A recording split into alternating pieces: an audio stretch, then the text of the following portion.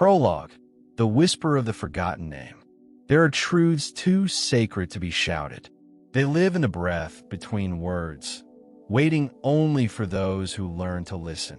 It begins not with thunder, but with a whisper buried beneath centuries of doctrine, forgotten by the mouths that once trembled to speak it, erased not by accident, but by intention. It is the whisper of a name, a divine name, a code of sound and light that, when spoken with understanding, could part seas, raise the dead, and call heaven into form. What if I told you that Jesus, the central figure of Christianity, did not merely preach parables for the morally upright, but held within him the sacred knowledge of vibrational creation, that he wielded the very same mystical technology known to the sages of Cabala, the divine names of God, each carrying frequencies so powerful they were once forbidden to utter aloud? What if his miracles weren't acts of magic, but the outcome of spiritual science, a lost code hidden in plain sight? What you are about to explore is not a story of religion. This is a story of frequency, of vibration, of the word that was in the beginning, and the man who became that word. This is the story of the lost code of Christian Kabbalah, a world that forgot. Humanity once stood closer to the sacred than we do now. Ancient cultures didn't just speak, they sang reality into being. The Egyptians chanted sacred syllables in their temples. The Vedic seers uttered mantras believed to hold the cosmic architecture in balance. And the Hebrew mystics, they guarded the names of God with trembling reverence, knowing that words, real words, don't just describe reality, they alter it. And then came Jesus, not as a break from that tradition, but as its ultimate fulfillment. His followers saw a man who healed with a word, who silenced storms, who multiplied substance out of seeming nothingness. But what the surface of the story omits is how. What was it Jesus knew? What was he doing when he whispered Talitha Cum, or Ephatha, when he declared, I am? The answer, whispered through forbidden texts and buried scriptures, is simple. He spoke the name, the sacred, that became dangerous. Not all knowledge is welcomed by the world. The early centuries of Christianity were not defined by unity, but by a battle of narratives. Some believed Jesus came to establish a church. Others, that he came to awaken the divine spark within each soul. That latter path, the mystical path, was marginalized, declared heresy, and buried beneath the stones of institutional control. Why? Because if every man, woman, and child could access the power of God through understanding the sacred vibration of the name, what need would there be for mediators? What we lost wasn't simply information. We lost the language of the soul. But this knowledge never disappeared completely. It survived in whispers, among Gnostic scrolls, Kabbalistic manuscripts, secretive Templar rites, and the dreams of those few who remembered. And today, it is re-emerging, like embers catching fire in a world once more hungry for light. This is not a doctrine, it's an awakening. Let's be clear, this is not a new religion. It is not a rebellion against Christianity, nor a syncretic mashup of spiritual exotica. This is a remembrance. It is the sacred decoding of what Jesus may have truly known, practiced, and lived. A remembrance of the divine names, the sacred vibrations hidden within the scriptures, and the mystical wisdom that links the Hebrew Kabbalah with the lost teachings of the early followers of Christ. Through this journey, you will discover what the 72 names of God truly represent, and how they may connect to Jesus' words and miracles. The energetic architecture of Hebrew letters, and how sound shapes matter. How early Christians, the Essenes and mystics, preserved a wisdom tradition now resurfacing. How to apply vibrational prayer, intention, and sacred utterance in your own spiritual life. Why the I am statements of Jesus may carry deeper, encoded power, and how all of this connects to modern science, frequency, consciousness, and quantum resonance. You won't need a background in theology or Hebrew to walk this path. You only need curiosity, humility, and a willingness to unlearn what you thought you knew. A voice in the wilderness. If you're here, reading this, perhaps you've already heard the whisper.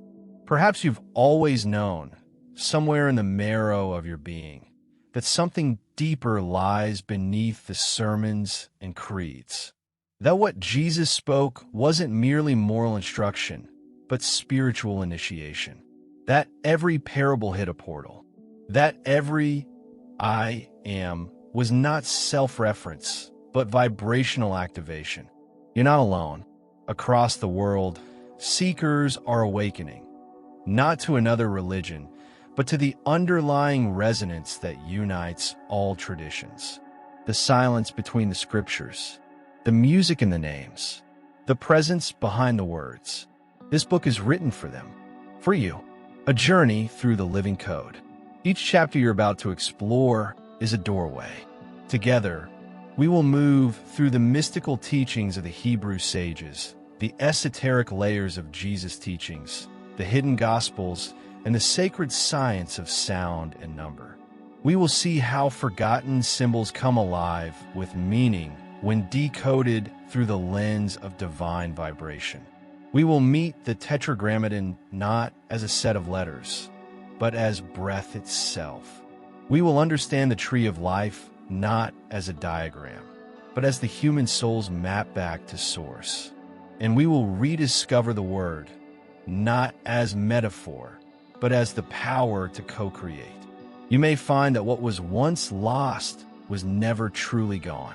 It was waiting, encoded in scripture, hidden in plain sight, and alive in your own voice. And so it begins. We begin in the only place possible, the beginning. The place before time, before form, before theology. We begin with the sound that made the light, the name that was never meant to be forgotten, and the Christ who remembered. Chapter 1, the Word before light. In the beginning was the Word, and the Word was with God, and the Word was God. Gospel of John 1 verse 1. Before there was light, there was sound. Before form took shape, before stars sang their nuclear songs, before atoms danced into the patterns of matter, there was the Word. But this was no ordinary word. It was not a thought wrapped in language, nor a phrase echoing from a distant voice. This word was primal, creative, alive. It was vibration, and it was divine. The mystics, prophets, and sages of many traditions have all echoed this idea in different tongues, that creation itself began not with substance, but with frequency. That the universe is less a machine and more a symphony, a field of vibrating intelligence, orchestrated by something that transcends sound itself. The primordial frequency. In Hebrew, the word used in Genesis for God said is vamer, a verb implying not simply speaking, but commanding into existence. The Creator does not fashion the world with tools. He speaks it into being. Let there be light, and there was light, not by touch, not by invention, but by utterance. In mystical traditions, especially within Cabala, this idea is not metaphorical. It is literal. The belief is that the divine spoke the universe into existence using sacred letters, not just as phonetic tools, but as elemental forces.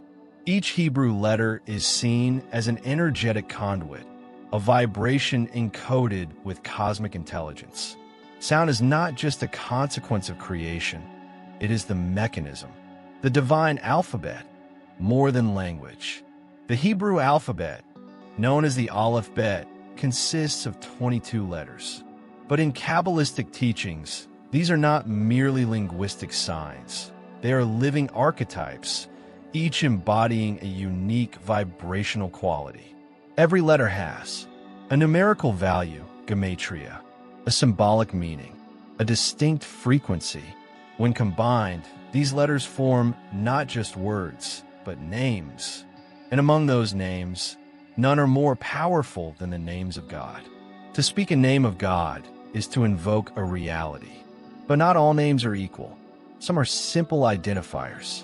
Others, like the tetragrammaton YHWH, are said to carry such raw vibrational potency that even uttering them aloud without spiritual preparation could cause imbalance, both internally and externally.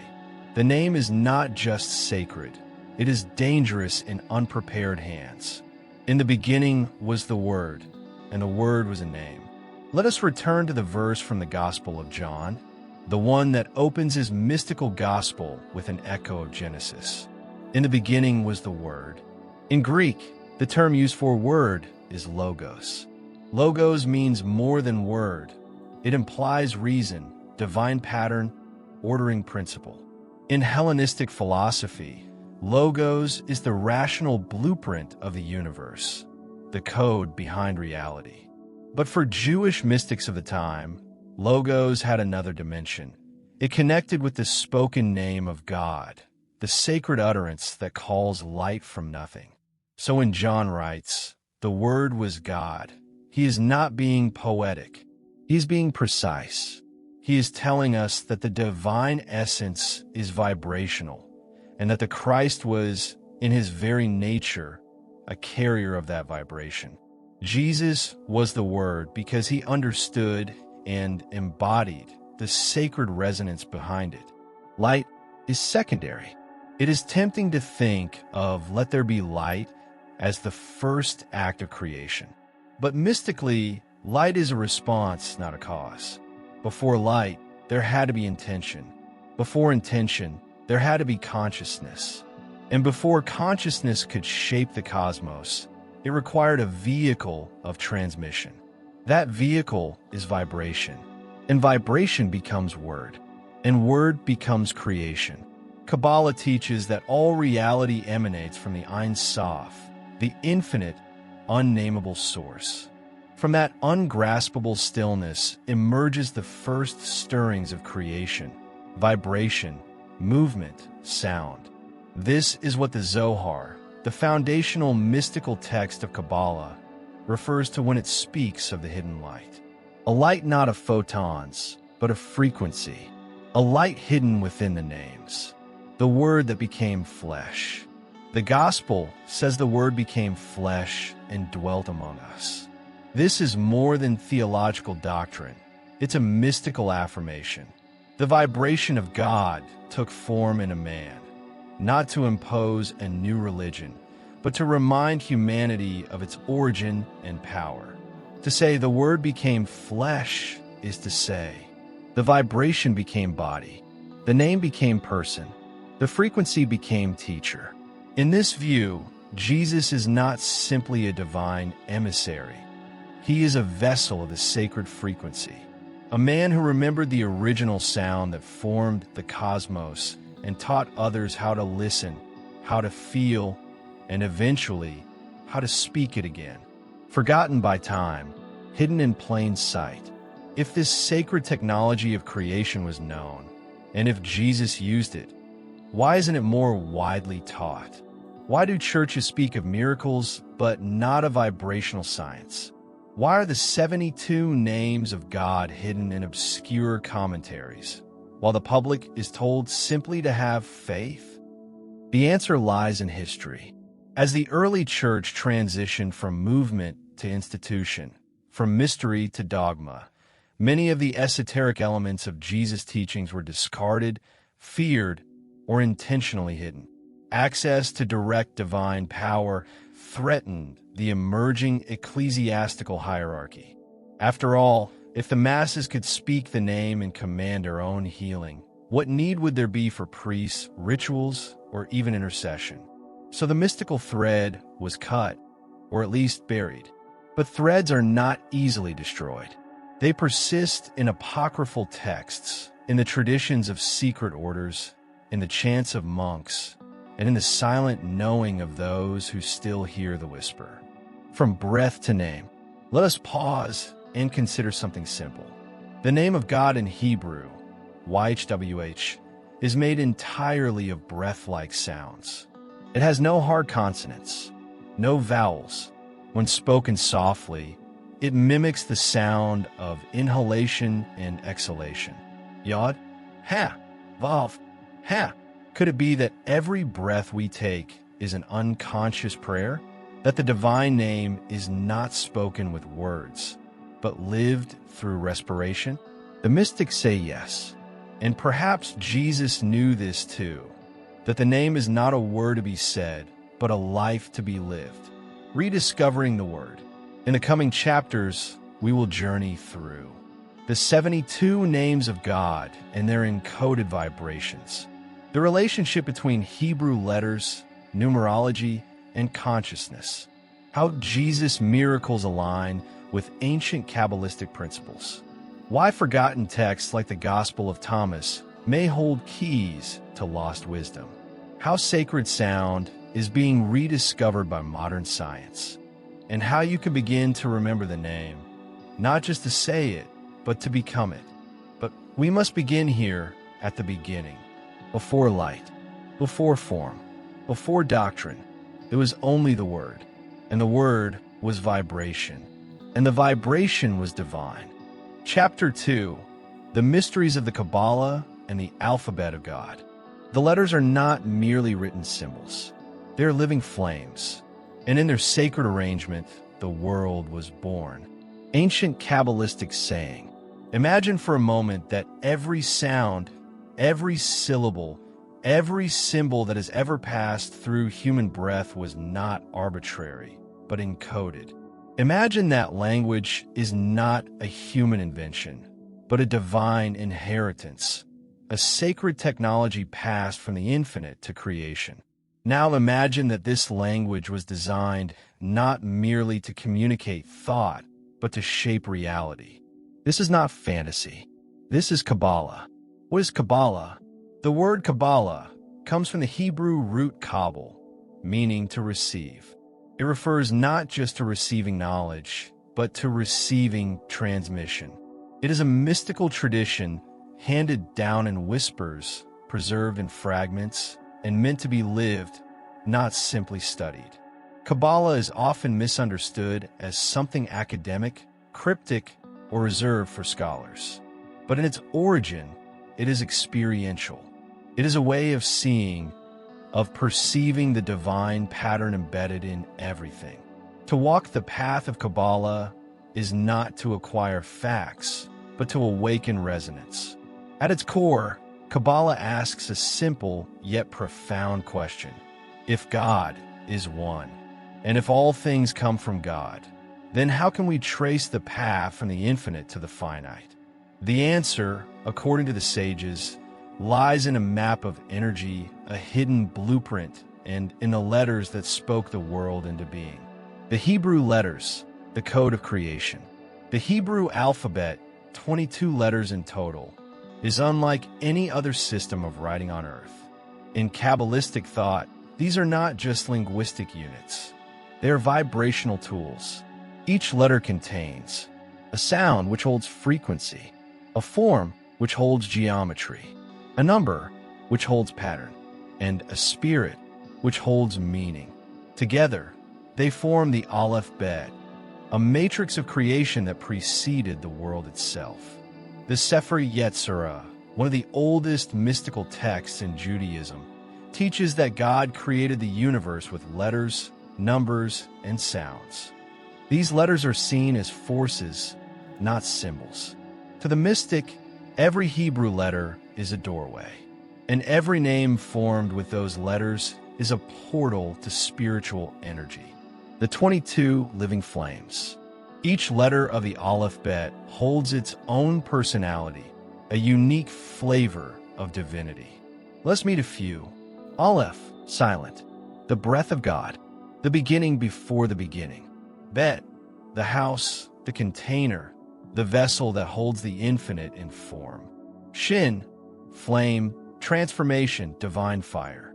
Yod is singled, yet it contains all. The seed of creation. Ha, breath. Window. Revelation. The channel through which spirit moves. When these letters are arranged in sacred sequences, they do more than communicate. They activate. This is why the names of God, especially in the 72-fold formulation, are treated with such reverence. They are not names in the conventional sense. They are encodings of divine function. The Tetragrammaton, the unspeakable name. Of all names in Kabbalah, none are more sacred, mysterious, or powerful than the Tetragrammaton, YHWH. It is often transliterated as Yahweh or Jehovah, but in truth, the name cannot be fully pronounced. It is composed only of breath-like letters, Yod, Hevav, Heh, each one soft, open, flowing. Mystics teach that this name is the vibrational essence of being itself. Not a title, but a process. It combines past, Haya, he was; present, Hav, he is; future, Ye, he will be. To utter YHWH is to speak time itself, a frequency that transcends the linear and folds existence into a singular presence. This is the name whispered to Moses at the burning bush. Ihyeh Asher Ihyeh, I am that I am. Not a name of identity, but of becoming. The 72 names of God. Beyond the Tetragrammaton lies a deeper code, the Shem HaMepharash, the 72-fold name of God, derived through a complex formula from 3 verses in the book of Exodus, 14:19, 21. Each of these 72 names is composed of 3 Hebrew letters. On the surface, they look like cryptic fragments, but when studied and meditated upon, they reveal healing energies, protection from harm, guidance through spiritual challenges, openings to divine insight. These names are not meant to be spoken casually. Each one corresponds to a unique frequency and must be approached with reverence, clarity, and aligned intention. Jesus, as we'll explore in coming chapters, may have understood and utilized this knowledge, not just in private prayer, but in public action. He healed with words. He commanded with breath. He raised the dead, not by spectacle, but by vibrational authority. Could it be that he was invoking sacred frequencies known only to initiates? Geometry in the tree of life. Cabala is not only about sound and letter, it is about structure. The central diagram of Cabala is the tree of life, a symbolic map of the soul, the universe, and the path back to source. The tree contains 10 spheroid emanations, each representing a divine attribute, 22 paths between them, corresponding to the 22 Hebrew letters. This is not mythology. This is spiritual physics, a representation of the way energy descends from the infinite, Ein Sof, into form, and how we, as human beings, can ascend back. Many mystics believe Jesus was not only aware of this map, he embodied it. His teachings on the kingdom of heaven, the inner light, the path of righteousness, all could be aligned with ascending the tree. Why letters matter? We live in a culture obsessed with speed, volume, and surface meaning. Words are thrown, typed, lost in a sea of noise. But the mystics remind us, words are spells. Letters are power. When the sacred becomes profane, we lose more than reverence. We lose resonance. Kabbalah calls us back to the vibrational alphabet of the soul, back to the names that heal, back to the frequency of remembrance. This is not mysticism for the elite. This is the inheritance of every soul that dares to listen, returning to the alphabet of God. You don't need to be fluent in Hebrew to begin. You need only intent. You can start by choosing one of the 72 names and meditating on its 3 letters. You can chant it gently. You can visualize it. You can breathe through it. What matters is attunement, not performance. The Kabbalists say, when a soul aligns with the letters, heaven responds. And perhaps that is what Jesus did. Not perform miracles, but respond to resonance. Not defy natural law, but awaken its deeper patterns. A living language. There's a tradition that says the Messiah will come not with a sword, but with a word. Not to conquer, but to restore the forgotten frequency. Could it be that what we are waiting for is not a person, but a sound? A return to the sacred language of God's alphabet? A name remembered, not just with mind, but with soul? In the next chapter, we will explore this further. We will look not only at the names and letters, but at the man who embodied them, Jesus of Nazareth, not as preacher, not as martyr, but as master of the sacred word. Chapter 3, the master of the word, Jesus and the living name. He who has ears, let him hear. Jesus of Nazareth. There are stories told about him, hundreds of them, some written in ink, others in whispers passed across centuries. He healed the blind. He silenced storms. He raised the dead. To most, these are miracles, proof of divinity, testaments to holiness. But to a mystic, they are something else entirely. They are evidence of mastery over vibration, mastery over the living word. Not a magician, but a mystic. Western religious culture has long placed Jesus in a supernatural frame, the divine Son sent to perform impossible acts to prove his messianic identity. But there's another way to see him, a deeper way, one that does not diminish his divinity, but reveals its mechanism. What if Jesus did not perform miracles by suspending the laws of the universe, but by understanding them more profoundly than anyone before him? What if he didn't break the rules of nature, but knew the hidden rules, the ones only whispered in mystical schools, encoded in the names of God, practiced by the few who understood that sound and intention shape all things?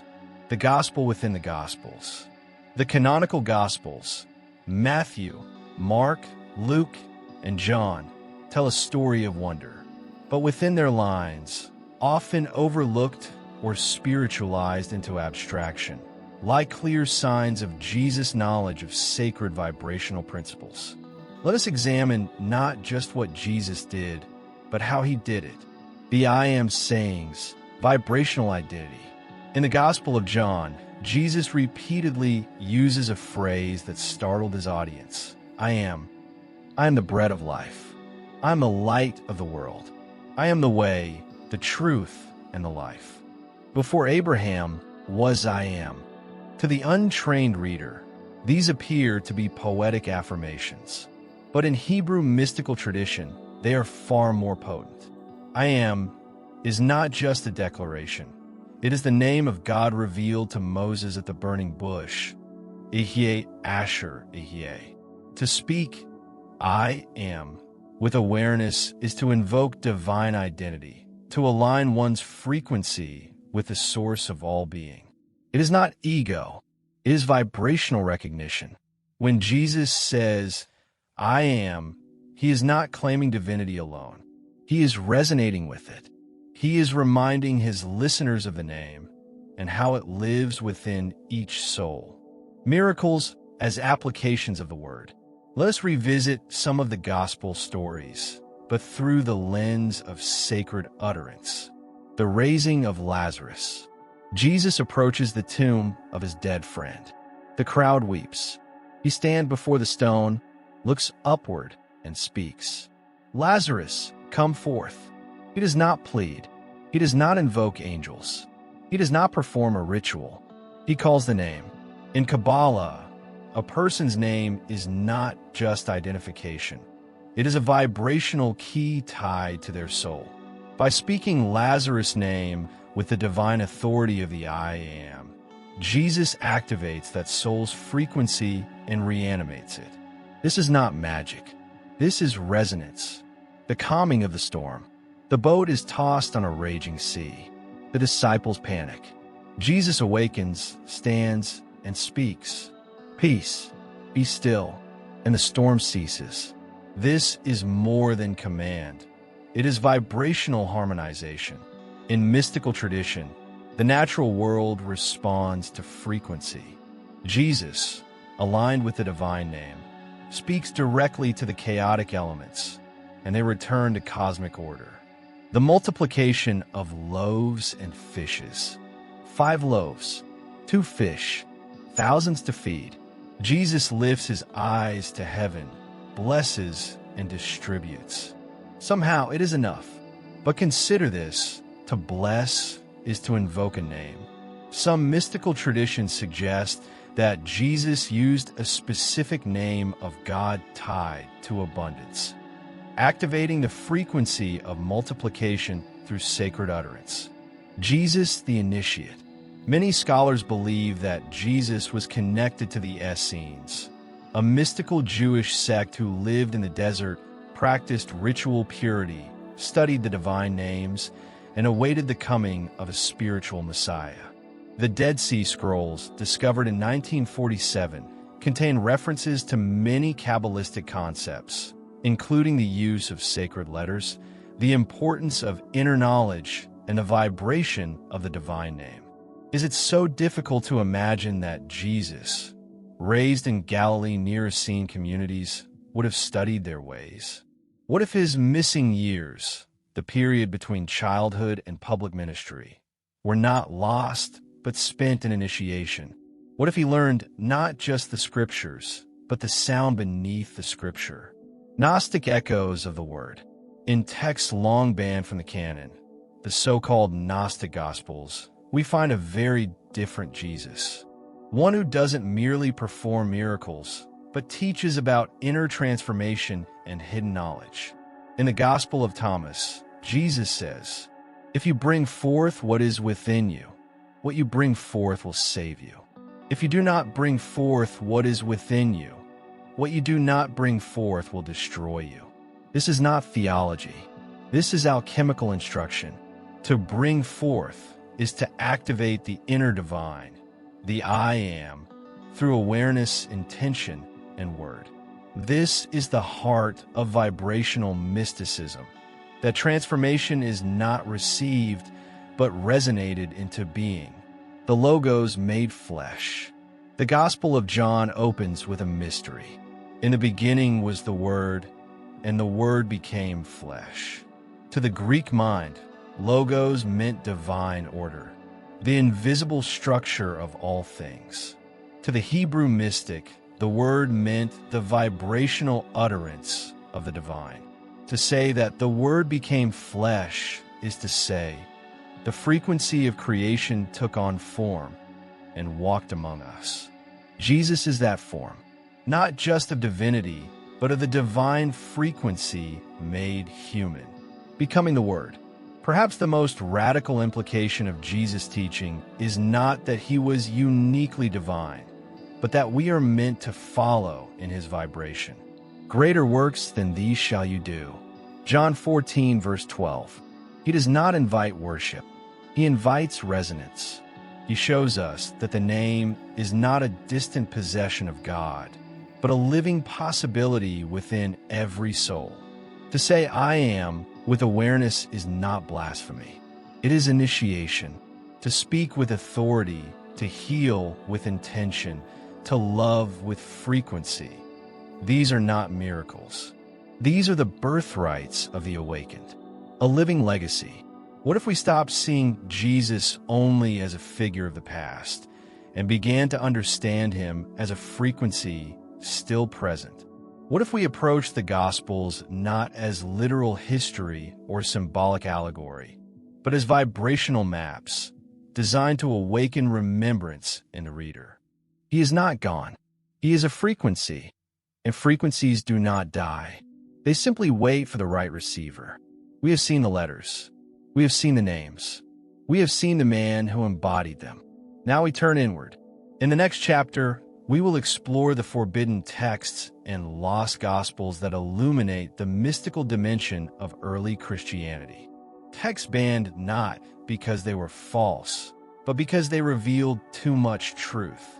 A truth about your own power. A truth about the name hidden inside you. A truth ready to be remembered. Chapter 4. The Apocryphal Gospels and the Hidden Christ. Seek, and you shall find, but only those who dare to look where others are afraid to see. There are books that shine, and there are books that burn. Some scriptures were cherished, copied, and preached. Others were buried, banished, and forgotten. And yet, in their silence, they survived. Beneath sands, behind walls, within clay jars and desert caves, a different Christianity whispered from the shadows. A version not cleansed for public consumption. A version too dangerous, too liberating, too esoteric to be canonized. These were the Apocryphal Gospels, the forbidden voices of a hidden Christ. And their message was clear. Jesus didn't just come to save us. He came to awaken us. The Gospels that didn't make the cut. In 325 CE, the Roman Emperor Constantine convened the Council of Nicaea to unify Christian doctrine.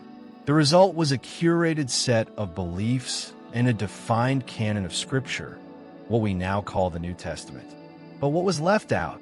Dozens of Gospels, letters, and mystical writings, many authored by early Christian communities, were excluded, not necessarily because they were false, but because they were threatening to the emerging orthodoxy.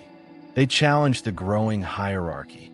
They centered the individual's connection to the divine. And most dangerously, they contained mystical knowledge.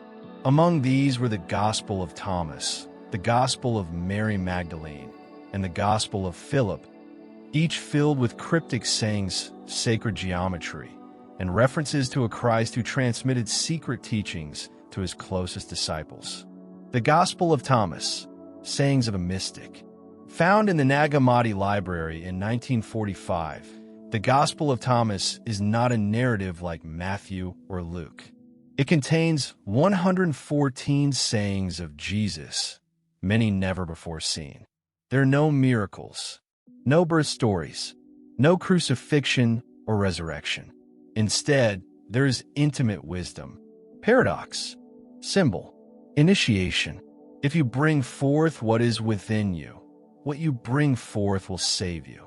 If you do not bring forth what is within you, what you do not bring forth will destroy you. Saying 70. This is not moral teaching.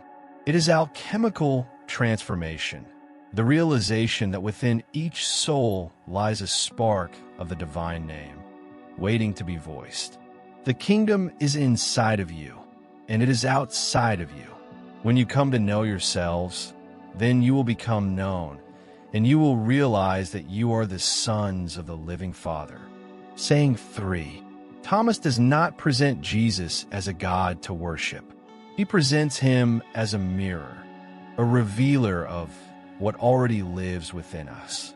This is Cabala in essence, the journey inward to activate the sacred codes. The Gospel of Mary Magdalene, the lost apostle. Long painted by tradition as a penitent sinner, Mary Magdalene's true role may have been far more profound. In the Gospel of Mary, she is not only a disciple, she is the one who truly understands the Master. After Jesus' departure, the male disciples are confused and afraid. Peter asks Mary to reveal the private words the Savior spoke to her. She recounts a vision, a dialogue about the soul's ascent through cosmic realms, shedding attachments, overcoming archons, rulers of illusion, and returning to the source. Where the mind is, there is the treasure. Gospel of Mary. This is not theology. It is mystical ascent. The same journey mapped in the Tree of Life in Cabala, where the soul rises through the Sephirot toward divine union. Mary's gospel was rejected not because of error, but because it empowered direct communion with the divine, bypassing clergy and dogma. Her voice was not silenced because it was weak, but because it was too strong. The Dead Sea Scrolls and the Essenes. In 1947, In a desert cave near Qumran, a shepherd stumbled upon the Dead Sea Scrolls, ancient manuscripts preserved by a community known as the Essenes. These scrolls confirmed what mystics long suspected. A deep tradition of Jewish mysticism flourished before and during Jesus' time. The Essenes practiced meditative prayer and breath work, sacred rituals with the divine name, a belief in the vibrational power of letters and names, purity of intention and word as a spiritual path. Many scholars now believe that Jesus was either directly influenced by or a part of this community. Their messianic expectation was not of a political savior, but of a spiritual master, one who would restore harmony between humanity and the divine vibration. Is it coincidence that Jesus' teachings so closely mirror Essene doctrine? Or are we looking at the continuation, even culmination, of their spiritual lineage? Esoteric Christianity, a path once walked. All across the ancient world, threads of esoteric Christianity survived, often hidden beneath layers of ritual, allegory, and symbol. Mystical groups such as the Gnostics, the Nazarenes, the Ebionites, later the Templars, Rosicrucians, and Christian Kabbalists, all shared a central conviction that the teachings of Jesus were far more than ethical instructions. They were keys, vibrational codes for unlocking the divine within. Jesus was not the endpoint. He was the prototype, the awakened human, the spoken word made flesh, demonstrating the potential of all beings to become living names of God. Why the silence? Why were these texts hidden? Because they taught that salvation didn't come from obedience to authority, but from self-knowledge, from attunement to the sacred vibration, from speaking the name from within. If everyone could do that, who needed priests?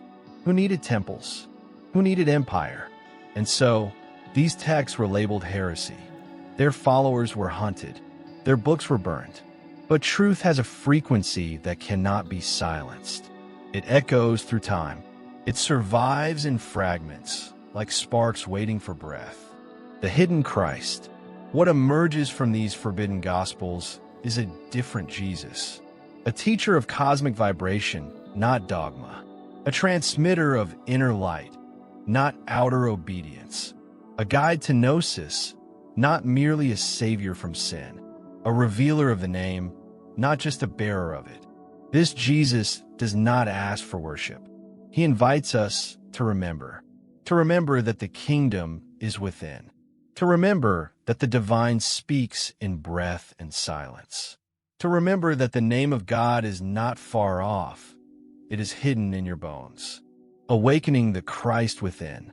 The Apocryphal Gospels were not written to tell stories.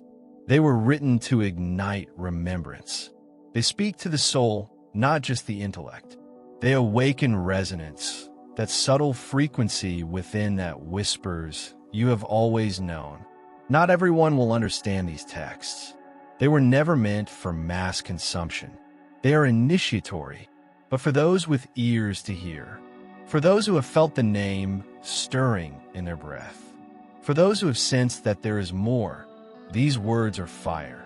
The path ahead. In the next chapter, we will leave the scrolls behind and turn to the numbers. The Hebrew language is also a system of mathematics, and encoded in the names, the verses, and even the parables of Jesus are numerical vibrations, frequencies that reveal a sacred architecture beneath creation. We will explore the gematria of the name of Jesus, the significance of 153, 888, and 12, and how these numbers are not arbitrary, but keys to the divine pattern. Because the word is not only sound, it is also number, and through number, the geometry of God begins to reveal itself. Chapter 5, Sacred Numbers and the Geometry of Creation. God geometrizes continually.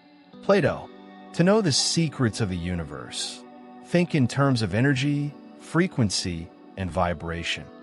Nikola Tesla, long before the atom was split, before quantum fields were mapped, and before string theory whispered of multidimensional harmonics, mystics already knew. They knew that behind all matter was pattern, behind pattern number, and behind number, intelligence, a signature of the divine architect. To walk the path of sacred knowledge is to begin seeing what has always been hidden in plain sight, that the universe is not random, but rhythmic, not chaotic, but coded. And in this matrix of meaning, certain numbers glow, not because of superstition, but because of resonance. Numbers in the language of God. In Hebrew, letters and numbers are not separate. Each Hebrew letter has a numerical value. This means that every word, every name, every phrase in the sacred text holds multiple dimensions of meaning: linguistic, symbolic, and mathematical. This system is known as gematria, a cornerstone of Kabbalistic interpretation. Through gematria, mystics decoded hidden layers in Scripture, revealing sacred relationships between words, mapping energetic signatures, uncovering divine patterns embedded in holy names. Numbers, in this worldview, are not tools of arithmetic. They are living vibrations, each expressing a unique mode of divine presence. The name of Jesus in numbers. In Hebrew, Jesus is rendered as Yeshua. Let us look at the gematria. Yod equals 10. Shin equals 300. Vav equals 6. Ayin equals 70. Total, 386. Now, here is where it becomes mystical. 386 is also the numerical value of the Hebrew word for salvation, Yeshua. In other words, his name and his purpose were encoded as one. But it goes deeper. In Greek, the language of the New Testament, the numerical value of Jesus, iota eta sigma omicron, is 888. And 888 is a profound number in sacred geometry. The number 8 represents infinity, rebirth, resurrection. Its shape a continuous loop. 888, 888, signifies perfect spiritual completion beyond the material world, often symbolized by 666.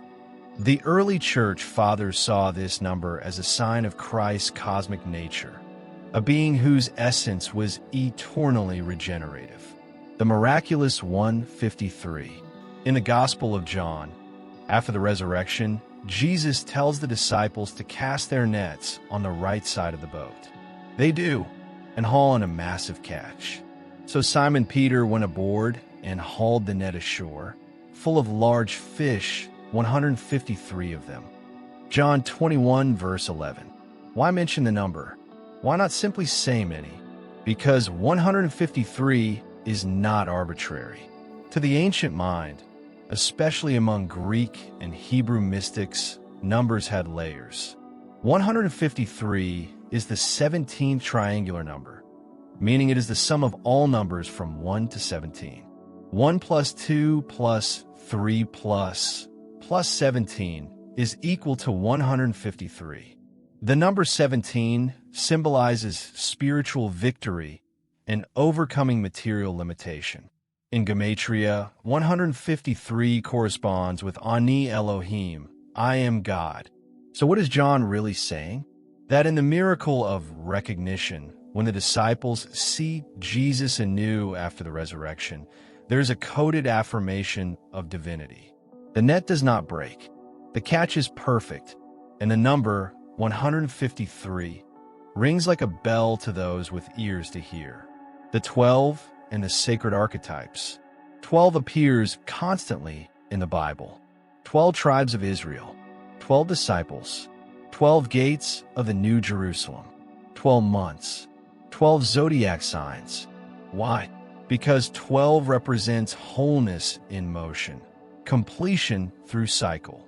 In sacred geometry, 12 is the number of governance and structure. A circle divided evenly yields 12. The human body has 12 cranial nerves. There are 12 hours of day and 12 of night.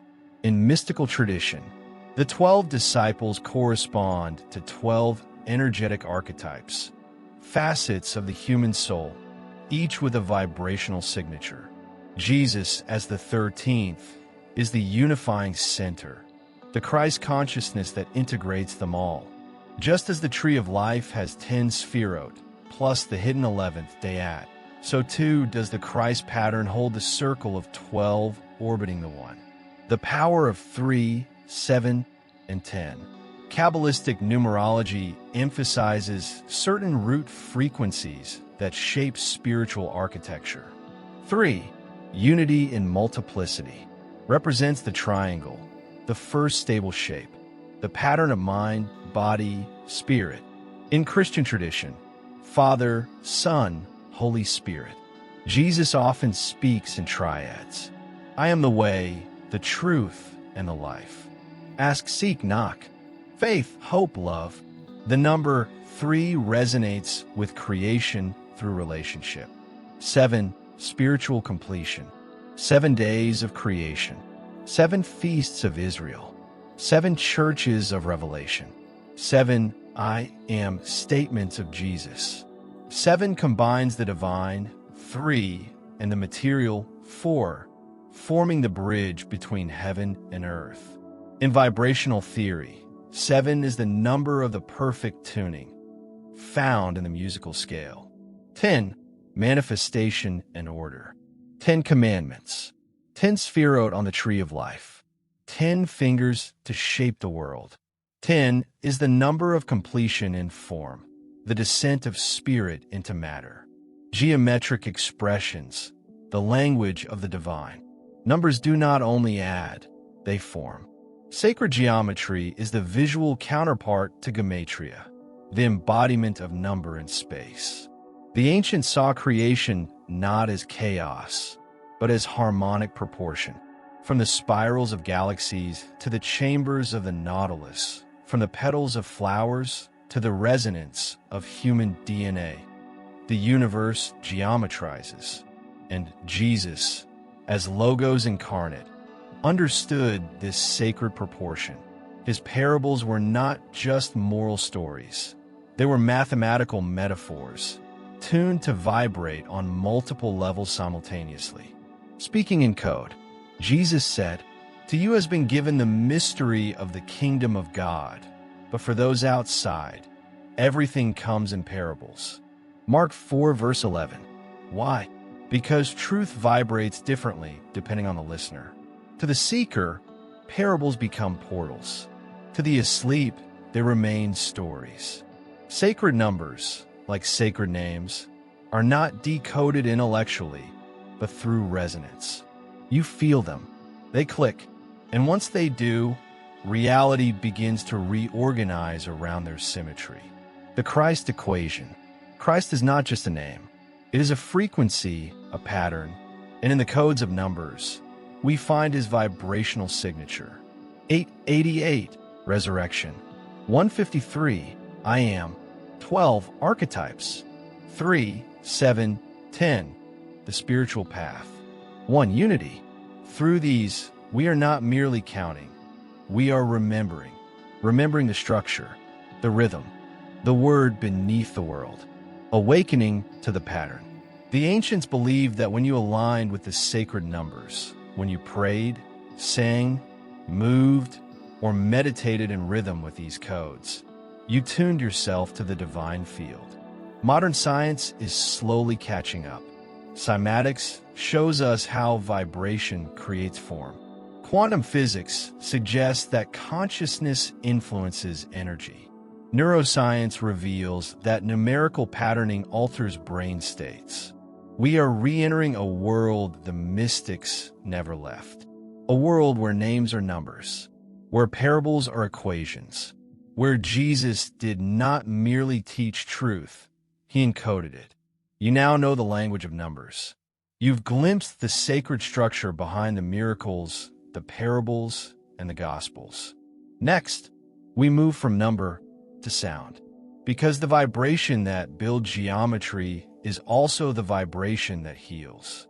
In the next chapter, we will enter the world of sacred sound, the science and mystery of how spoken words, mantras, and divine names transform matter, consciousness, and spirit. Because before creation was form, and before form was number, there was sound. Chapter 6, Sound, Frequency, and the Healing Power of the Divine Word. In the beginning was the Word, John 1 verse 1. The knower of the mystery of sound knows the mystery of the whole universe. Hazrat Inayat Khan. Before the universe had shape, it had tone. Before stars burst into fire, before planets swirled into orbit, before atoms knew how to dance, there was only vibration. And that vibration moved as sound. This is the forgotten origin of all creation. Not matter first, not light, but frequency. In the mystic's understanding, sound is not an effect of creation. Sound is creation, not sound as noise, but as a primordial wave, the carrier of consciousness, the bridge between spirit and substance. This is what the ancients called the Word, and this is the frequency that Jesus not only knew, but mastered. The vibrational universe. Modern physics now confirms what mystics have known for thousands of years, that at the core of all existence is energy in motion. Whether particle or wave, everything vibrates. From the orbit of electrons to the pulse of galaxies, from the beat of the human heart to the hum of empty space, the universe is a symphony of frequencies. Each thing that exists, a rock, a thought, a tree, a name, hold a unique vibrational signature. And when that vibration is aligned with its true pattern, it is whole. When it is dissonant, it becomes ill. In this view, healing is not a miracle. It is a restoration of resonance. The physics of the word. Let's bring this closer. When you speak, your vocal cords vibrate. That vibration moves through air, creating pressure waves. Those waves enter another body and change it. But this is not limited to ears. Words, especially spoken with intention, alter water molecules, brain chemistry, and even cellular structure. Studies in cymatics show that specific sound frequencies create patterns in matter. Sand, water, and particles arrange into mandalas and symbols based on sound input. Is it any wonder, then, that sacred languages Hebrew, Sanskrit, Aramaic were chanted, not read? They were vibrated, because the power wasn't in the meaning, it was in the sound. The divine name as frequency. The tetragrammaton, YHWH, is more than letters. It is breath. It contains no hard consonants, no vowels, no definitive pronunciation.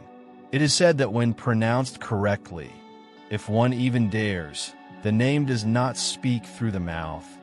It emerges from the breath itself. Yod, Ha, Vav, Ha, a sacred exhalation. Kabbalists teach that this name carries the frequency of divine creation, not just a symbol for God, but an active force. To speak it with intention is to align oneself with the creative intelligence of the universe. In fact, it is believed that each of the 72 names of God is a variation of this vibrational field, tuned to different purposes: healing, protection, guidance, revelation. These names are not just to be spoken. They are to be intoned, breathed, entered. Jesus and the spoken word. Throughout the Gospels, Jesus uses language not as suggestion, but as command. Be opened to the deaf. Be clean to the leper. Get up to the paralyzed. Come forth to Lazarus. He speaks, and reality reorganizes. But what is he doing? He is not casting spells. He is speaking in alignment with divine vibration. He is activating the frequency that corresponds with the desired outcome.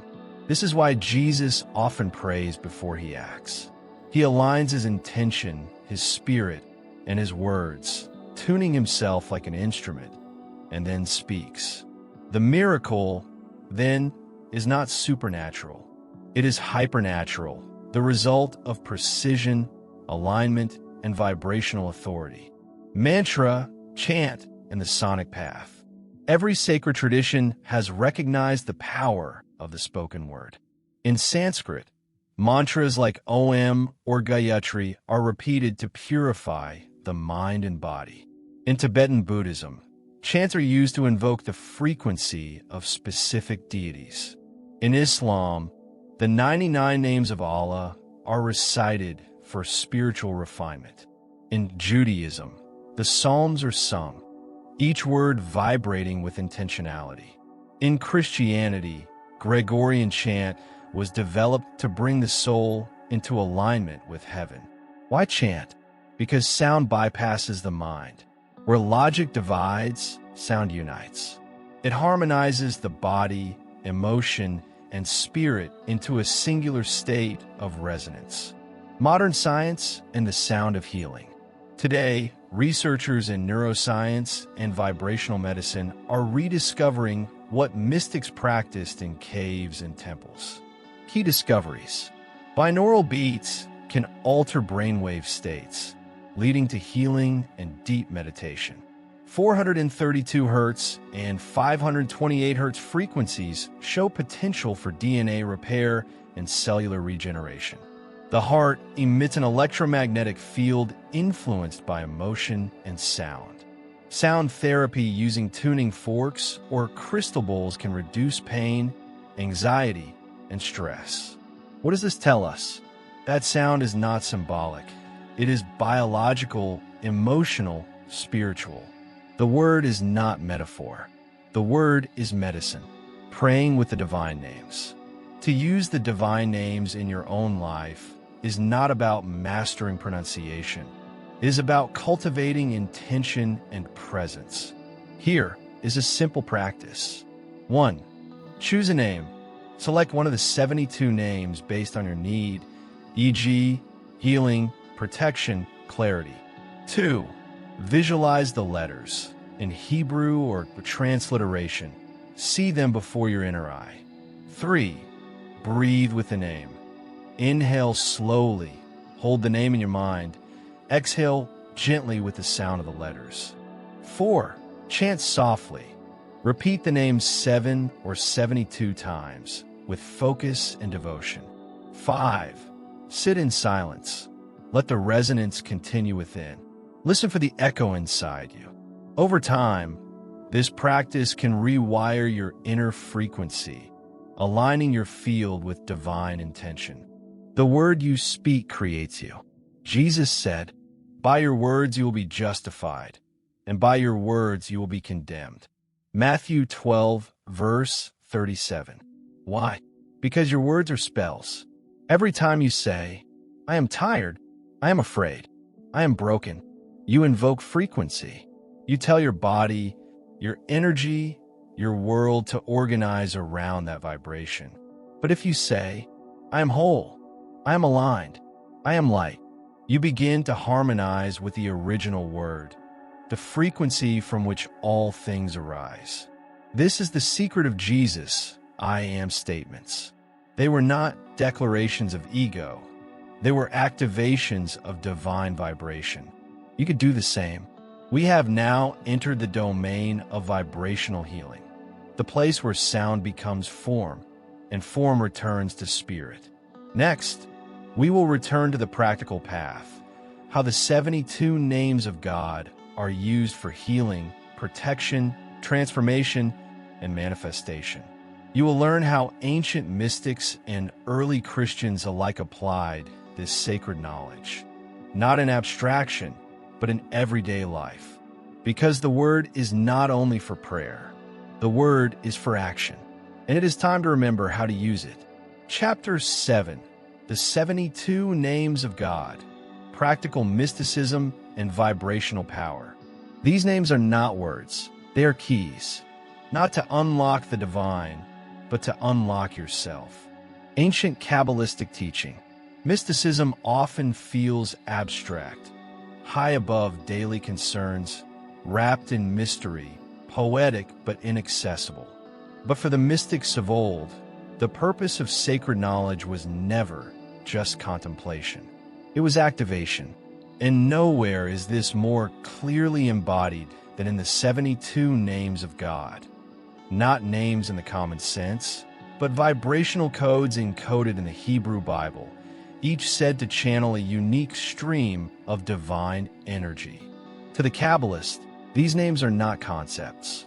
They are tools, living formulas to align human intention with spiritual force, to bring heaven into earth, not symbolically, but energetically. Let us now enter their mystery. The origin of the 72 names. The 72 names of God, known in Hebrew as Shem HaMephorash, are derived from a hidden formula found in the book of Exodus, chapter 14, verses 19 to 21. At first glance, these verses describe the parting of the Red Sea, the moment when Moses, under divine instruction, leads the Israelites to safety and the waters split before them. But in the Kabbalistic tradition, these verses conceal more than a miracle. They hide a vibrational code. Each verse contains exactly 72 Hebrew letters. When these 3 verses are stacked together, one written forward, one backward, one forward again, they create 72 triplets of Hebrew letters. These 72 triplets form the Shem HaMephorash, a ladder of sound and energy, each rung a name of God. Not names, but energies. It's important to understand. These names do not name God the way we name people. They describe aspects of divine consciousness, the energetic qualities through which the infinite interacts with the finite. Each name is a trigram, a 3-letter sequence that represents a unique frequency, a vibrational key, a gateway to a particular dimension of spiritual reality. When pronounced, meditated upon, visualized, or even written with intention, these names can initiate healing, protection, transformation, inspiration, and more. Examples of the names and their applications. Let's explore a few of the 72 names and what they represent. Mem He Shin. Purpose, healing. This name is associated with restoration of the body, mind, and soul. It realigns the vibrational field with the blueprint of health. Kabbalists meditate on it during illness or emotional imbalance. Visualization. Envision a golden light surrounding your body as you breathe this name, drawing its vibration into your cells. Aleph Lamed Dalet. Purpose, protection against negative energies. Used as a spiritual shield. This name is said to repel destructive forces, both seen and unseen, physical, emotional, or spiritual. Practice, recite it before entering difficult situations or when feeling vulnerable. Visualize a field of energy surrounding you like armor made of light. Samek Aleph Lamed. Purpose, abundance, and manifestation. This name is connected to drawing down blessings, not through force, but by aligning with the flow of divine generosity. Practice, used during meditation on abundance, not as a request, but as a harmonic invitation, tuning yourself to the vibration of sufficiency. Yod Lamed Yod. Purpose, overcoming fear and doubt. This name stabilizes the mind, dissolves anxiety, and restores inner clarity. Use. When fear arises, breathe into the solar plexus and repeat this name silently or aloud, allowing its frequency to overwrite the noise of panic. Ayin Resh Yod. Purpose, revelation and intuition. This name opens the inner senses, heightening spiritual awareness and making you more sensitive to divine guidance. Practice, use in silence before sleep or in prayer when seeking insight. Envision a subtle light entering the forehead or heart. How to use the 72 names. You do not need to understand Hebrew or be initiated into esoteric schools to benefit from these names. You only need intention, presence, reverence. Here are 3 simple methods to begin working with the 72 names in your life. 1. Chanting and intoning. Speak the names softly, slowly, and rhythmically. Each syllable is a note in a sacred chord.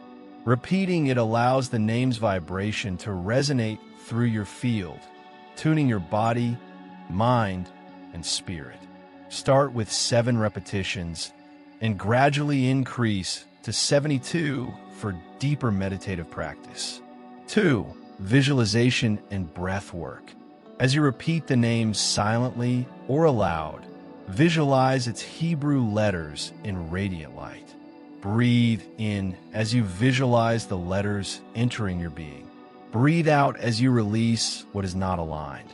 This breath-based meditation allows the name to enter not just your mind, but your energetic system. 3. Writing and sigil practice. Write the name, in Hebrew or transliteration, on paper, parchment, or your journal. You may place it under your pillow, carry it, or keep it on your altar. The written form becomes a sigil, a vibrational imprint that anchors the energy into your physical space. The vibrational science behind the practice. While this may seem purely spiritual, there is growing scientific evidence to support the effects of intentional sound and symbol.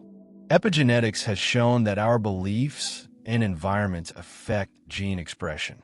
Neuroscience confirms that repetition of sacred sounds changes brainwave activity, increasing alpha and theta states. Water studies reveal that words and intentions literally change molecular structure, especially under the influence of sound. You are not imagining this. You are participating in vibrational alignment. Jesus and the practical use of sacred names. We have already seen that Jesus often used short, potent commands. Be opened, get up, be clean, come forth. These may well have been spoken names, or at least frequency-coded utterances, aligned with specific divine vibrations. Moreover, when the disciples performed healings in his name, they were not merely invoking authority. They were accessing a vibrational lineage, a resonance field connected to the Christ frequency. In my name, they will drive out demons. Mark 16, verse 17. This was not metaphor. It was an instruction in vibrational healing, living the names. Ultimately, the names are not just for moments of need. They are for life. To work with the 72 names is not to retreat into mysticism, but to bring sacred vibration into every aspect of being. You speak differently. You move with presence. You listen with intention. You see life as sacred sound. The goal is not to memorize all 72 names. The goal is to become a living resonance, a human being so attuned to the divine vibration that your very presence becomes a name of God. We have explored the names as energy tools, healing portals, and spiritual technologies. But there is a deeper level still, one that has often been misunderstood, misused, or ignored. It is the challenge of all mystics, how to carry great spiritual power with humility.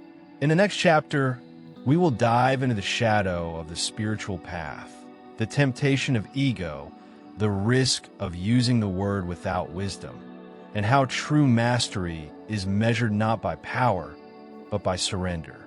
Because the highest name is not spoken. It is lived in silence. Chapter 8, the shadow of power, ego, discernment, and the sacred responsibility of the word.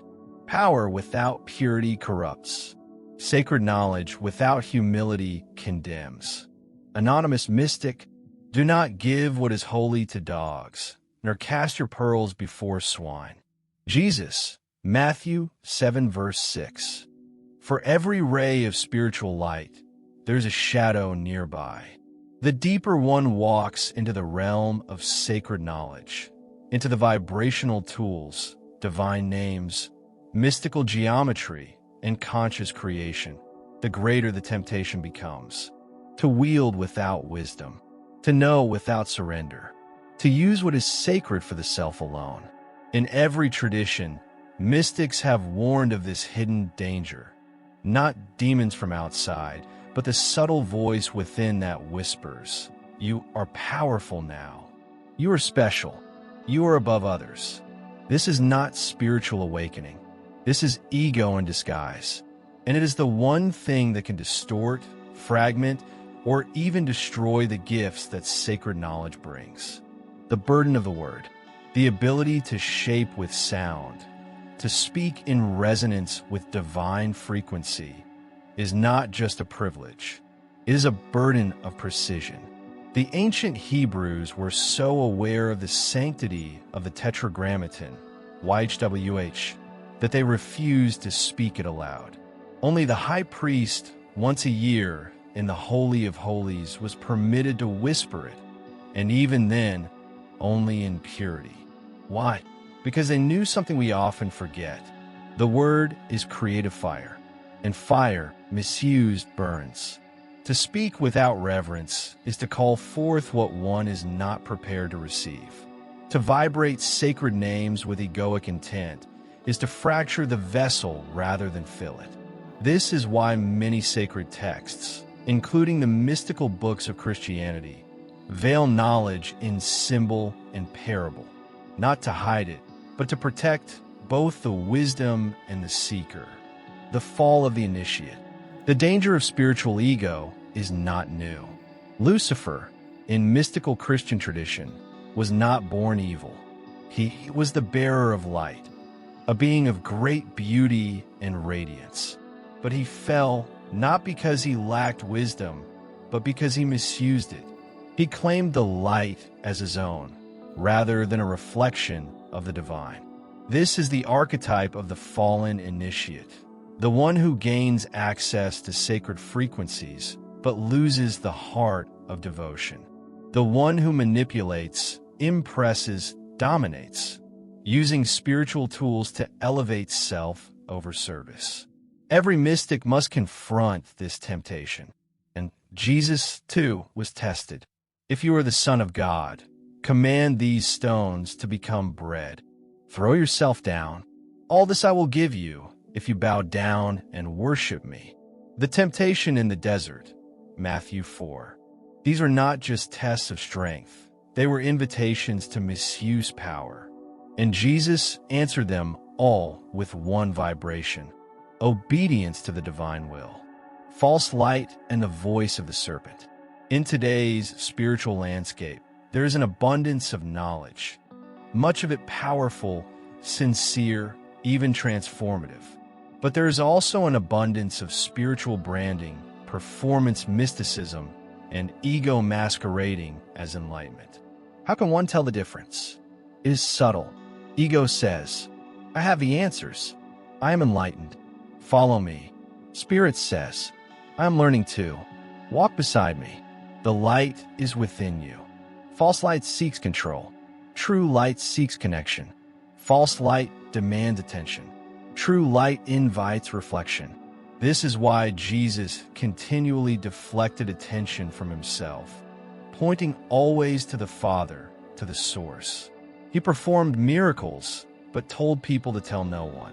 He taught with authority, but washed the feet of his disciples. Power without humility is not spiritual. It is possession by the self. Discernment, the guardian of the gate. In Kabbalistic tradition, one must pass through Gevura, the sphere of strength, discipline, and discernment, before reaching the higher spherode of mercy and unity. Why? Because without boundaries, sacred light becomes destructive. Because without discernment, spiritual power becomes illusion.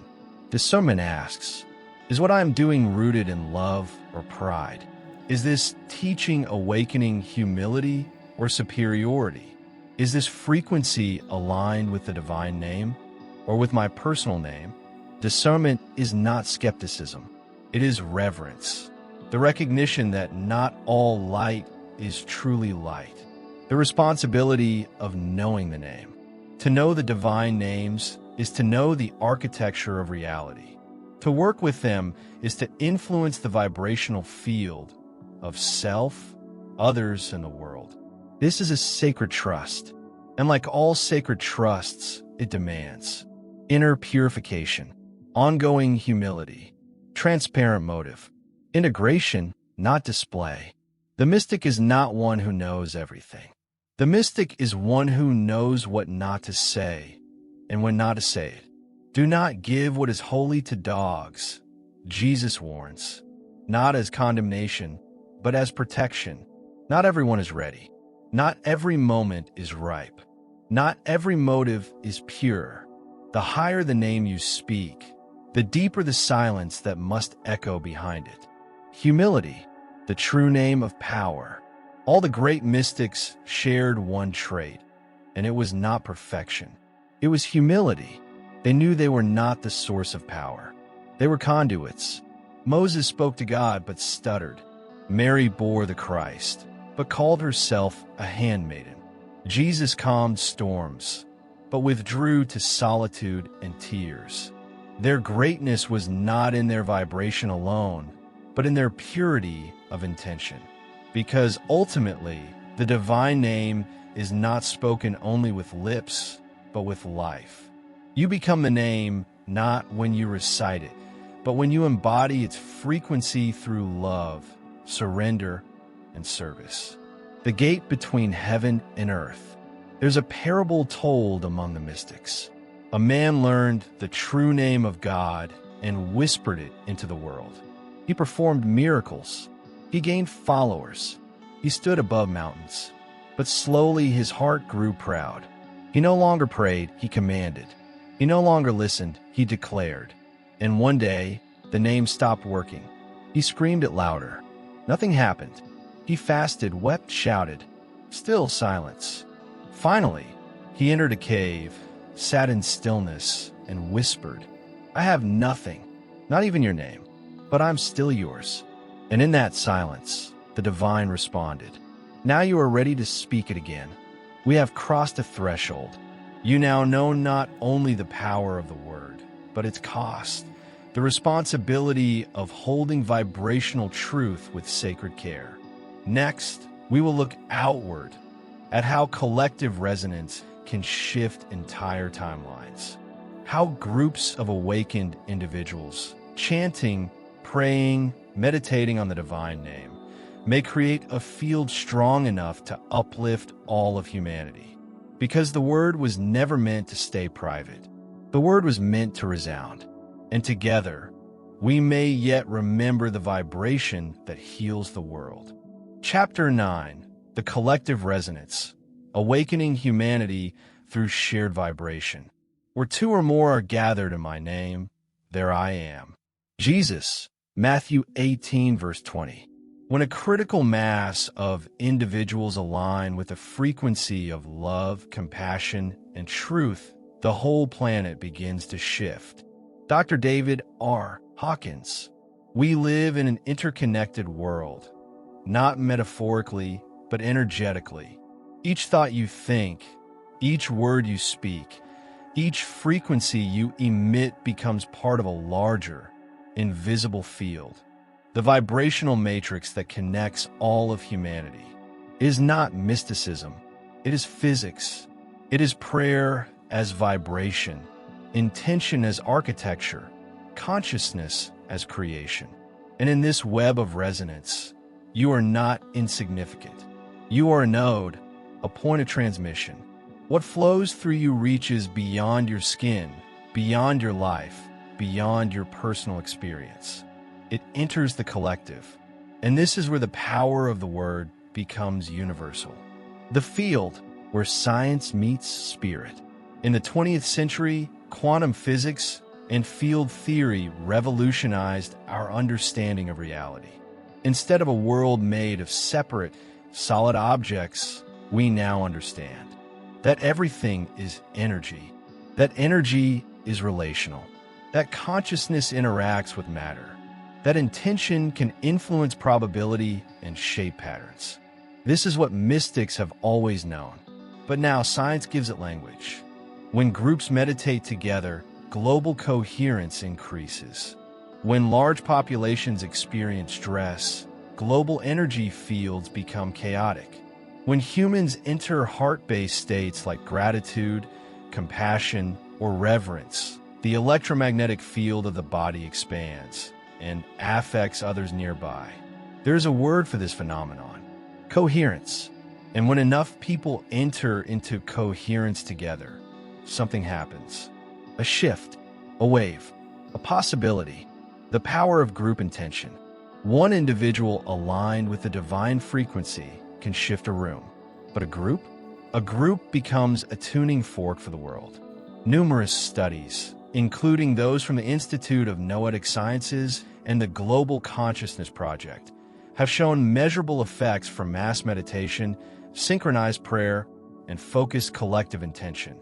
Decreases in violent crime, changes in atmospheric patterns, random number generators becoming ordered, spikes in global heart rhythm coherence. This is not mysticism without merit. It is a mystical science whose time has come, and it echoes a deeper truth. The word becomes most powerful when it is spoken together. Sacred chant as a portal to unity. In temples, mosques, churches, ashrams, and circles around the world, groups have gathered for centuries to chant, pray, and invoke the name of God. The monks of Tibet chanting Om Mani Padme Hum.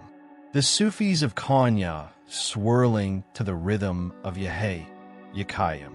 The Hebrew mystics reciting the names of God at dawn. The early Christians gathering in caves, whispering Maranatha, come Lord. Indigenous tribes drumming and singing to the spirit of the earth. Why does every tradition include rhythmic group sound? Because when voices merge in sacred focus, separation dissolves. The I melts into the we, and the group becomes a single resonance field. This field is not imaginary. It is measurable, palpable, transformative. It is where the individual vibration becomes a collective force. The Christ field. There is a frequency, subtle but accessible, known by many mystics and saints as the Christ field. It is not tied to religion. It is a state of resonance, a vibrational layer of consciousness characterized by pure compassion, infinite forgiveness, creative love, harmonic intelligence, access to divine knowing. When enough individuals attune to this field, through contemplation, prayer, chanting the divine names, the field grows stronger, more available, and self-reinforcing. This is the body of Christ, not as dogma, but as energetic reality. It is not a metaphor. It is a vibrational structure, one that you and many others are being invited to enter and help sustain. The law of resonance. When a violin string is plucked in a quiet room and another violin sits untouched nearby, the second violin will begin to vibrate sympathetically without anyone touching it. This is called sympathetic resonance. It means that frequency spreads. Now imagine what happens when one person vibrates at the level of unconditional love, or when a group vibrates at the level of gratitude, unity, and sacred intention. Their field spreads, even silently, and begins to entrain the field of those nearby. This is not metaphor. This is spiritual physics, and it's why mystics, saints, and masters have always lived in alignment, not just for themselves, but for the world. Because consciousness is contagious. So is healing. So is truth. So is the word, the sound that heals the world. There is a story told in mystical circles. One day, the world will fall into deep chaos. Nations will fracture. The earth will tremble. Minds will be clouded by noise.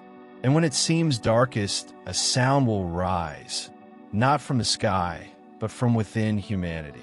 It will not be one voice, but many. Not a doctrine, but a frequency. The name will be remembered, not in language, but in resonance. And when enough speak it, not with mouths, but with hearts, the balance will return. The veil will lift, and the world will be renewed.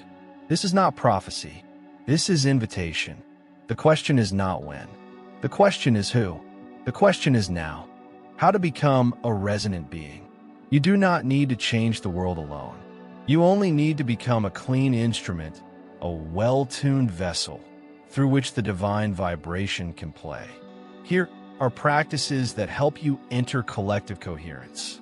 1. Chant with others. Join a sacred circle, a curtain, a mass, or a meditation group that uses vocal sound. Even virtual gatherings can amplify the field. 2. Pray the names in unity. Recite the divine names with friends, loved ones, or aligned communities. Feel the vibration multiply as hearts converge. 3. Align emotion with sound. Before you speak, feel. Align the words with the emotional tone of reverence, love, and humility. This gives your sound greater reach and resonance. 4. Silence as communion. Sometimes the greatest contribution is not noise, but attuned silence. Sit in stillness with others, breathing, listening, feeling. Silence, when shared, becomes a sound of its own. One frequency can shift 1,000. The ancient mystical texts often reference the power of one pure heart, one illuminated soul, one true voice. One man who walks with God is a majority. Why? Because in the vibrational field, coherence overrides chaos. A single tuning fork, held steady, can entrain others that are slightly off pitch. A single resonant heart can stabilize others in panic. A single soul, deeply anchored in the divine name, can ripple outward in ways unseen but not unfelt. This is how revolutions of consciousness begin, not with armies, but with aligned frequencies. We have now explored the vibrational power of unity, of what happens when the word becomes collective. But there is one final layer to uncover, the hidden code Jesus may have known all along. The lost name, the geometry of awakening, the final pattern that holds the key to becoming not only a speaker of the word, but a living embodiment of it. In the next chapter, we explore the lost code, the synthesis of all you have seen: sound, number, name, intention, and presence. We will unlock what it means to manifest the name, not only in word or ritual, but in every step, breath, and action. Because the time of secret teachings is ending. The time of living the frequency has begun. Chapter 10, The Lost Code, Manifesting the Name in Human Form. Father, I have manifested your name to those you gave me. Jesus, John 17, verse 6. You are a letter from Christ, written not with ink, but with the Spirit of the living God, not on tablets of stone, but on tablets of human hearts. 2 Corinthians 3, verse 3. Mystics speak of a code, not written in ink, but in light, not printed on pages, but encoded in the structure of being. A code that was once known, once spoken, once lived, and then lost. Some say Jesus carried it. Others say he became it. But perhaps the truth is more intimate, that the lost code is not something we must find. It is something we must remember, because it was never truly lost. It was hidden in plain sight, etched into the breath, woven into the word, written into the soul. And now, at the edge of a new spiritual era, the invitation is clear. Not to study the name, not even to speak the name, but to become the name. What is the lost code? The lost code is not a single word, object, or relic. It is a living synthesis, the fusion of every sacred element we've explored in this journey. Sound as the carrier of creation. Number as the architecture of reality. Sacred names as portals of divine essence. Letters as living flames. Intention as the activator of frequency. Presence as the conduit of power. And humility as the container for it all. Together, these form a pattern, a vibrational configuration that, when embodied, transforms a human being into a temple of resonance, a channel of divine will, a living word. This is not theoretical mysticism. It is the purpose of incarnation. Jesus as the manifestation of the name. When Jesus said, "I have manifested your name," he was not referring to merely pronouncing YHWH or teaching sacred sounds. He was saying something far deeper. I have become the vibration of your essence. I have tuned my life, my words, my breath, and my actions to the frequency of your will. I am a living sound of you. This is what it means to embody the name. To live in such coherence that your very presence radiates divine order. That your choices, speech, and silence become an ongoing prayer. It is not about becoming God. It is about becoming transparent to the divine, like a clean flute that lets the wind sing through it. The body as temple, the soul as frequency. In Cabala, the human being is a microcosm of the divine. The brain corresponds to Keter, the crown, or divine will. The heart to Tiferet, compassion and harmony. The spine to the tree of life, the energetic axis connecting heaven and earth. In this view, your body is not flesh alone, it is sacred architecture. A vessel designed not only to live, but to resonate. To house the frequency of a name. Do you not know that your body is a temple of the Holy Spirit? 1 Corinthians 6 verse 19. But temples can become dormant. Frequencies can fall out of tune. The path of the lost code is about retuning. And this tuning happens not through dogma, but through vibration.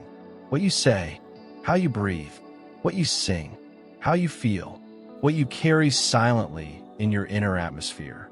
Every moment becomes either resonant or resistant. Every action either amplifies or distorts the sacred sound, becoming the code. So how do we become a lost code? Not as an idea, but as a living vibration? Here is the formula whispered across mystical traditions. 1. Silence is foundation. Before the word, there is silence. Before sound, stillness. Make space daily, not to do, but to be. Silence allows your spiritual frequency to recalibrate, like retuning an instrument before the symphony begins. 2. Intentional speech. Speak less, and when you do, let your words carry weight, light, and alignment. Avoid idle vibration. Every word is a frequency seed. Make your speech a sanctuary. 3. Sacred breath and movement. Breathe as if your breath is the name of God, because it is. Move your body as if you're praying through gesture. Yoga, walking meditation, even stillness. All can be acts of vibrational invocation. 4. Chant the names with devotion. Let your voice be a tuning fork. Choose one of the 72 names. Chant it gently with focused love. Allow its vibration to rewire your field. Over time, the name will chant you. 5. Practice coherence. Align heart, mind, emotion, and action. When all are synchronized, your being becomes a resonant vessel. This is the essence of "Thy will be done on earth as it is in heaven." Living is a transmission. The greatest miracle is not walking on water. It is walking through the world with peace, integrity, and quiet spiritual radiance, in a time of fear, noise, and fragmentation. This is what it means to live the lost code. Not to be loud, but to be clear. Not to be seen, but to be felt. Not to declare your power, but to walk in invisible alignment. And others will feel it, not because of your words, but because of your frequency.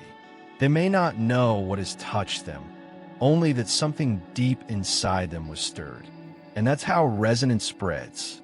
That's how the code awakens in others. Without control, without conversion, without claim, only through presence. The restoration of the world.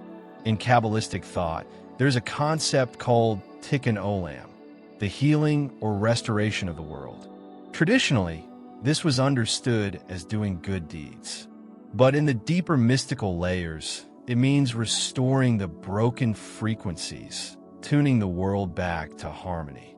Each human being who embodies the divine name, who walks the world in coherent resonance, becomes part of that restoration. Each one is a living letter. And together, we become a sentence, a prayer, a living gospel. The word becomes flesh again, not just in one, but in many.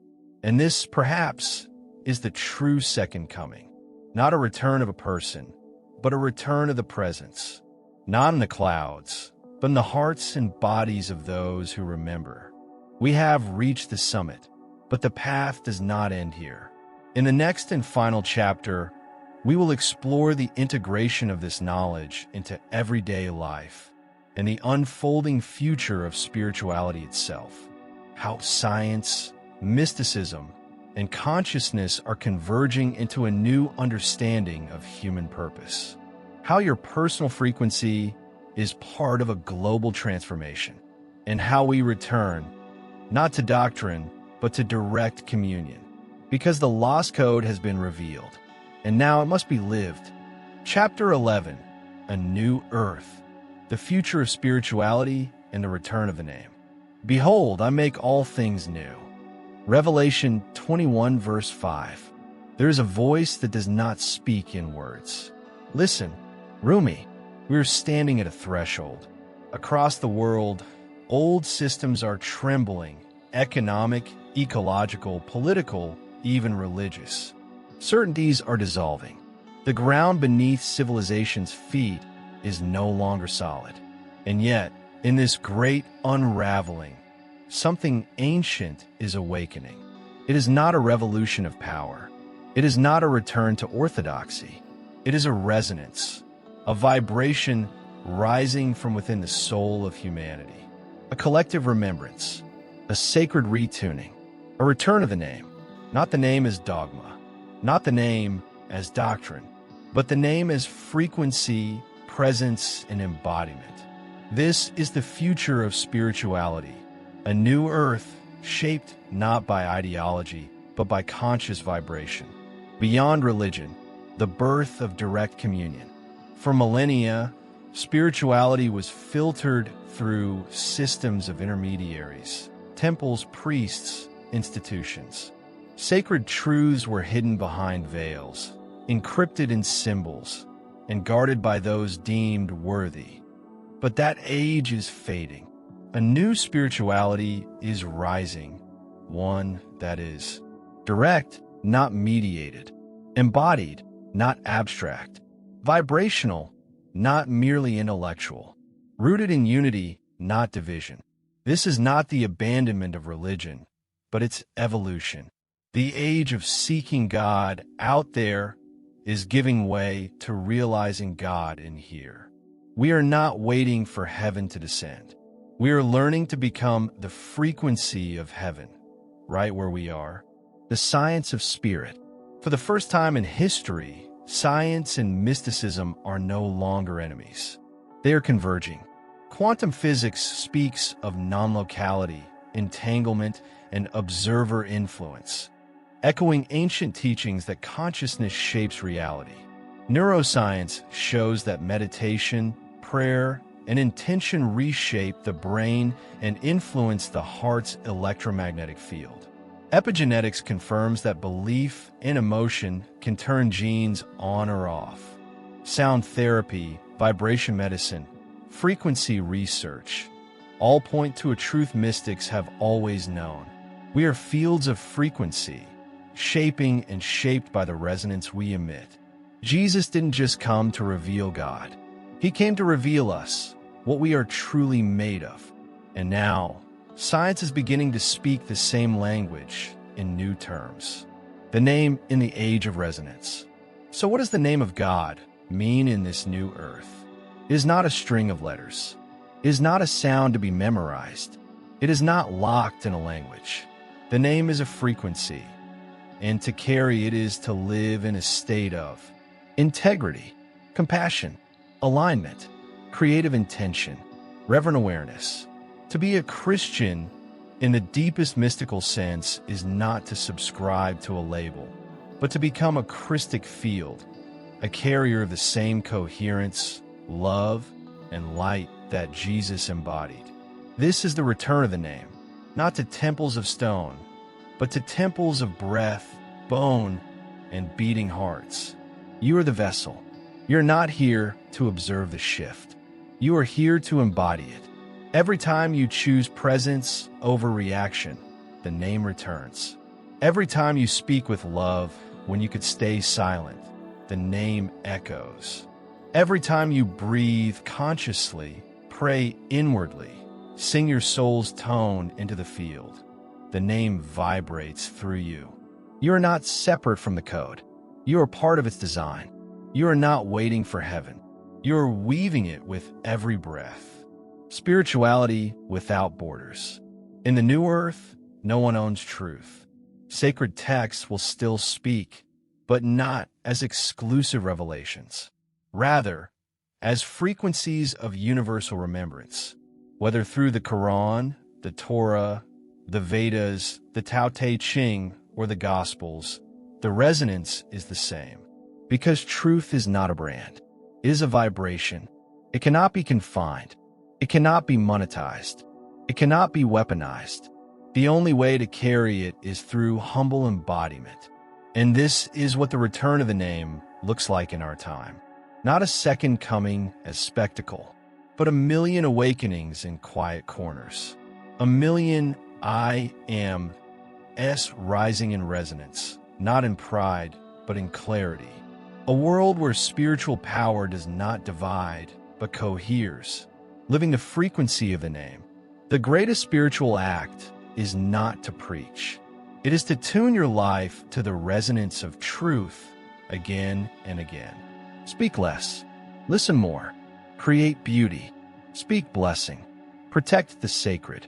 Heal what you touch. Stand in stillness when the world rushes. Radiate when others collapse. Be transparent to the light. This is how the divine name returns. Not through thunder, but through you. Through lives aligned like crystal, ringing with the memory of what it means to be human and divine. Not in contradiction, but in harmony. The final revelation. The lost code has been remembered. The word is alive again. The temple is not broken. It is you. Now, the question remains, will you carry this frequency into the world? Will you walk not in the shadow of old systems, but in the living light of coherence? Will you speak, not loudly, but clearly, the vibration of the name with your silence, your breath, your choices, your love? Because if even a few do, if even a handful become the resonance, a new earth will not only be possible, it will become inevitable. You're the frequency. So now, as the echoes of this journey settle, let these final vibrations remain. You're not a seeker. You are a sound. You're not a student. You are a song. You were not born to find the word. You were born to be it. And if these words have stirred something ancient inside you, if a chord has been struck that feels less like learning and more like remembering, then let the resonance continue. Speak the name with your life. Sing the light with your breath. Be the word the world forgot. And if this journey has spoken to your soul, share it. Spread the sound. Invite others into this remembrance. Because when one voice becomes many, when the word echoes in a million hearts, the name shall return, and so shall we.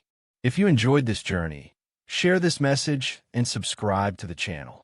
We release daily videos to nourish your soul. Together, We are awakening the resonance of a new earth.